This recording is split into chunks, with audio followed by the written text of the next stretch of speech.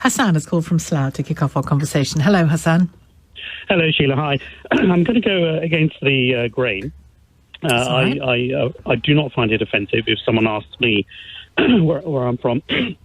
God, excuse me, had to happen. Where I'm from originally, or my family is from. I'm a British Bangladeshi, and I'll say it with pride about my Bangladeshi roots, so that at least people know about the Bangladeshi culture.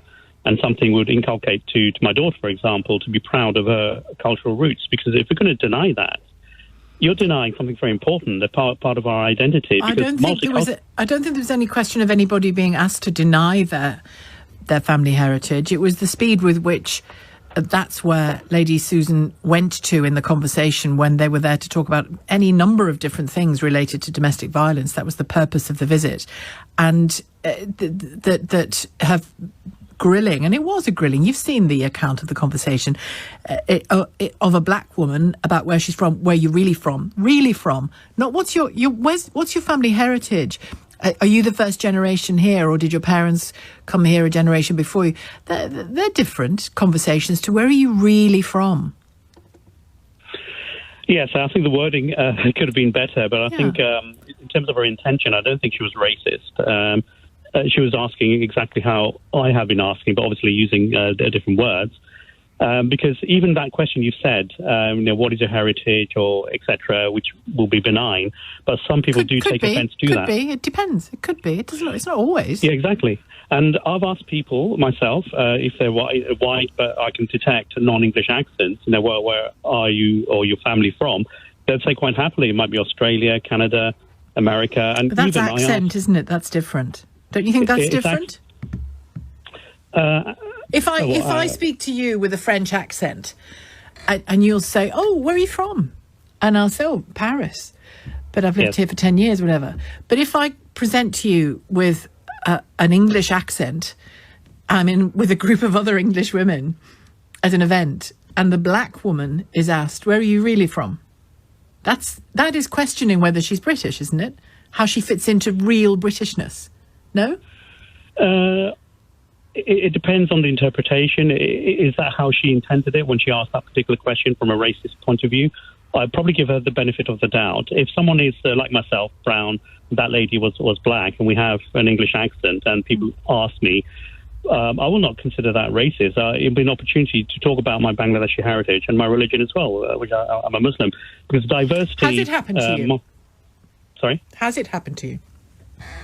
Yeah, people will ask me. As the first, in professional settings where you're there for a reason because of skills that you have, has your opening and in fact only questioning from somebody ever been just about your background? No, not the only one. No. Because that's what she experienced in Ngozi, isn't it? She was there. Yeah. She was there with an expertise, and she was invited because of that subject matter. And she was grilled for between 5 and 10 minutes, she said, from memory, only about where she's really from.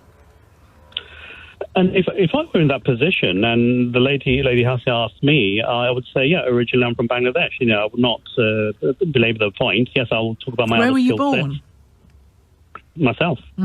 But where were you born? I was born in Bangladesh, but my sister and my daughter were born here. But I would expect that if I were born here, I would expect to say, my family is originally from Bangladesh. I'm sort of second generation, etc. If I were born here, that is. And, Bengali language, there's a lot the Bangladeshis can offer here. See, multiculturalism has no meaning if we do not recognise different cultures, which actually adds to British values. Yeah, I mean, I'm not saying you're right, I'm wrong, or the other way around. I'm just saying, if we are going to improve upon the situation that we have in this country when it comes to multiculturalism and race, and I think we do brilliantly on many fronts, compared to other countries, but I think we do markedly not brilliantly in many ways as well, and not just in polite conversation that goes awry and makes somebody feel bad, but in I mentioned Grenfell Tower for a reason. It was clear that race and class played a big part in why those people were ignored and expected to live with makeshift dangerous housing. So I'm talking about how it can lead to structural bias and discrimination and danger as well, you know. And that isn't always about colour, but I think in Grenfell, I think it was. But I think in conversations, we do need to be alive to what people tell us about how they feel. And it shouldn't be news to a woman who's spent her life alongside the Queen. It shouldn't be news to her that there, and you know, in what is essentially a diplomatic role, it shouldn't really be news to her, should it, that there are sensitivities and sensibilities to take into account when it comes to people's race. You're absolutely right. She should have been a bit more sensitive, but it depends. It's down to us then to try and correct that. For example, when I went to a dinner, you know, the Conservative Party, you know, I'm a Tory myself, I stood for Parliament before. There was one lady I sat next to, and she said, we were talking about Africa, okay, and why it had not developed, and she said, well, it hadn't developed because obviously they had the hot weather, whereas us, you know, Europeans, we had pretty challenging weather to deal with, which is why we developed technologies to deal with that. And I thought to myself, oh God, you know, how racist can you be? And obviously, you know, you weren't aware that the pyramids were built by black people who use a technology which were only discovered by Europeans very recently. So it's an opportunity to correct ignorance and misunderstanding rather than just take offence and complain about it. It's not about just taking offence and complaining, is it? If you are, you know, you heard, I presume you heard Ngozi describe how it left her feeling in the moment very stunned, and then afterwards wounded and bruised and hurt and confused and violated was the word she used in the interview with me. I mean, you know, the only thing to do is to listen to somebody, isn't it, when they say that to you? Yes, absolutely, and respect her feelings, because not everyone will react in the same way. So the reason why I state my example is I would turn what would be a challenging position into an opportunity. I'd turn it around.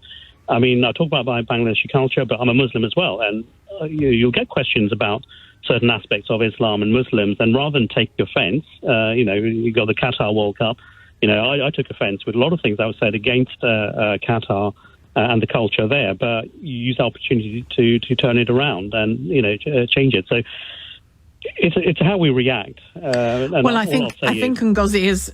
Sorry, Hassan, you said all I'll say. I closed you off as you were about to conclude, but I was going to say Ngozi certainly changed something, hasn't she? Sorry, what has she done? You said I would take the opportunity to try and change things. Well, she has, hasn't she? She's certainly changed something. Yeah, and got a conversation going.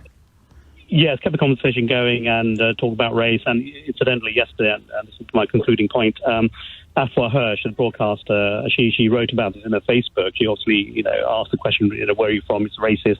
And I replied to her in the same way I discussed with you.